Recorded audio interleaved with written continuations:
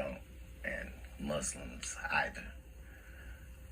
Why are people so afraid of Farrakhan?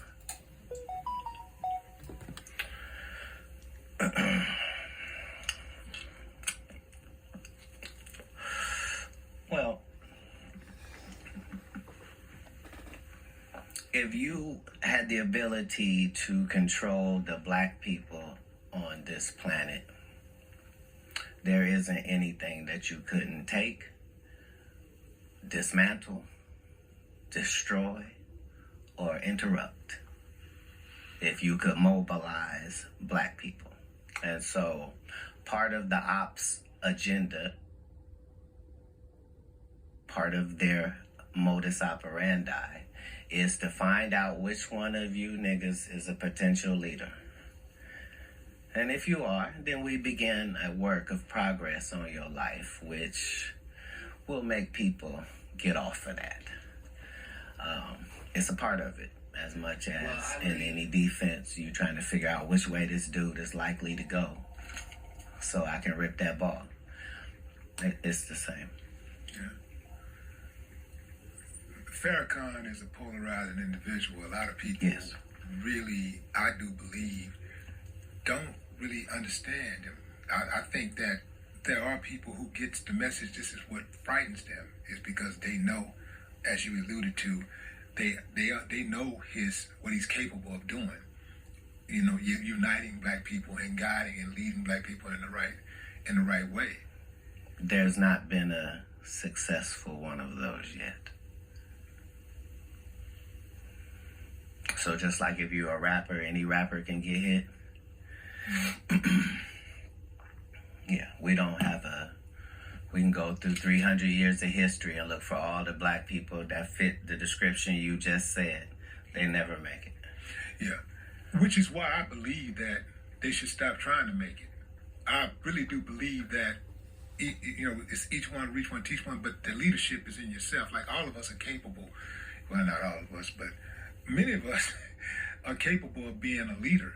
Like, instead of sitting around just waiting on one person to be that leader, how about... Well said.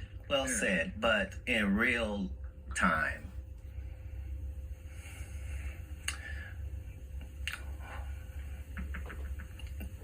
being the leader of yourself gets you nothing. The people demand to be led regardless. There's not 13 shepherds and all these sheep. Why? Because it's unnecessary. Just one. Just one that has the connection with the sheep, which allows the sheep who has a brain about that small to be able to just focus on eating grass and not worry about falling off a cliff. We have the desire as humans to be led. We want to be led into battle. We want to be led into the football game. This is all because this is how we are wired. The cheerleaders and the pomp and circumstance, that goes back to the times of first humanity, because we do need that. Yeah. Well, you're talking about a myriad of leaders. You're not just talking about a single individual. Right. And I see a lot of people just be sitting back waiting on a messiah. They're waiting on that one person. But they are too, though. Who's that? The other side is far more diligent about looking for that messiah than we are, because they know where to look. You probably wonder, why do white people pay so much attention to black people if they don't like them? You would think if you didn't like something, why would you be paying attention to it? I don't pay attention to things I don't like. What's the answer? The answer is the liar knows what lie he told.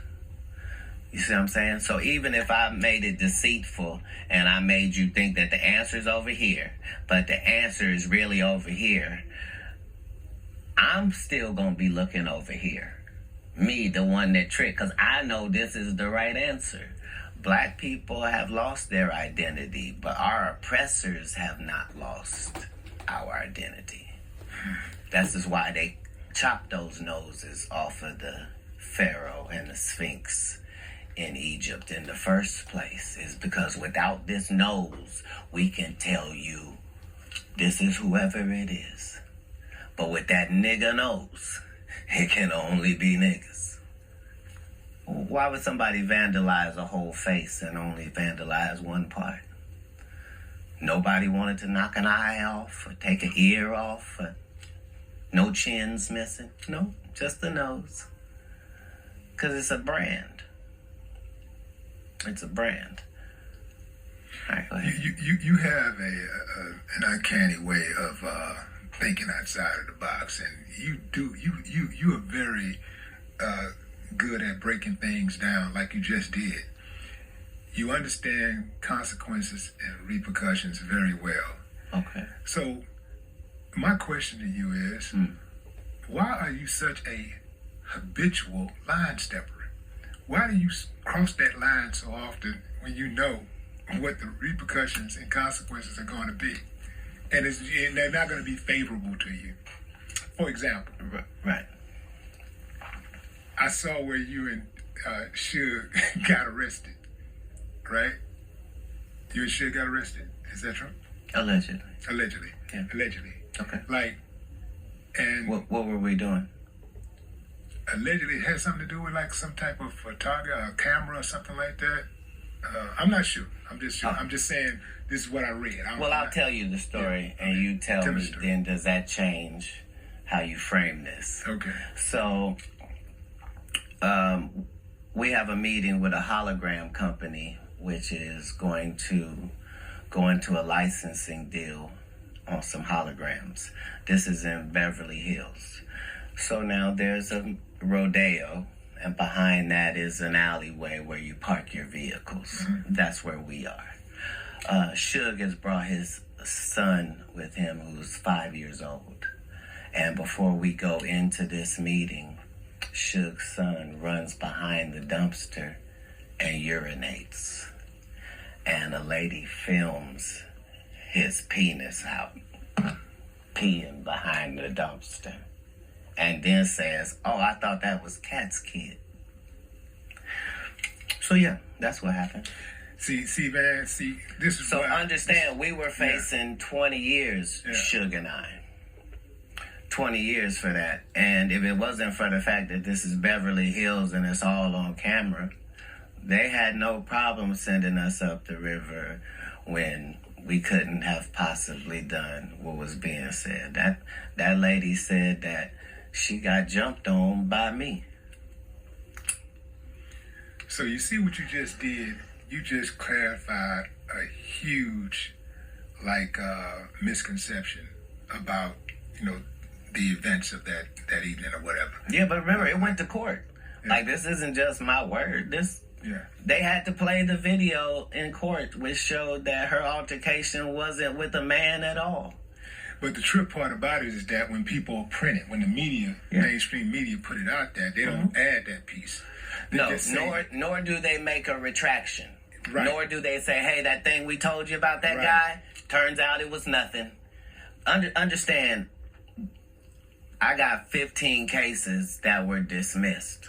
That should be talked about. Why would 15 cases be dismissed? Because you were so sure you had what you were looking at. Because every city I go to, I'm the nigga with the best car. It's probably smoke coming out that car. It's probably girls gathering around that car. I look like the plug. I get it. And you probably already hurt me by the time you find out who I actually am. right. See, because of that clarity you just provided, Yes. is the reason why I want to know. I think the world want to know what happened between you and Ali Sadiq. I know you said you The didn't world want to talk couldn't about it. possibly want to know Wanna that. know, He's man. not famous enough for the world to want to know that. At least Because my side of the world doesn't want to know that. See, my side of the world. here's the thing. What happened, man? A lot of times what liars do first is they set up a narrative and a scenario. Like Michael Blackson just got on national TV and told people, yeah, I got a beef with Katt Williams, and Katt is mad at me about this, and because I said this, and I didn't even mean it like that. And the whole time, he's never talked to me. That's how he feels. He's heard I'm angry. I've not had a conversation with him. It's the same with your Ali Sadiq. If it wasn't for the information that I know in my intel,